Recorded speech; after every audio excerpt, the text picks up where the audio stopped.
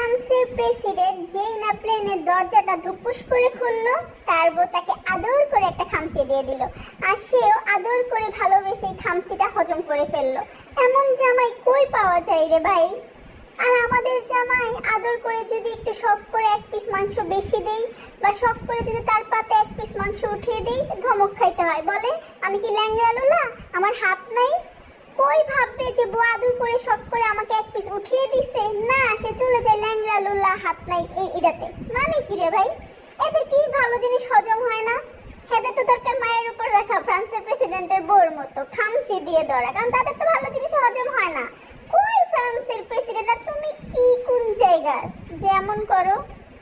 আরে এক কথা, সত্যি কথা, মায়ের উপর কোনো কথা নেই, মায়ের উপর কোনো কথা নেই।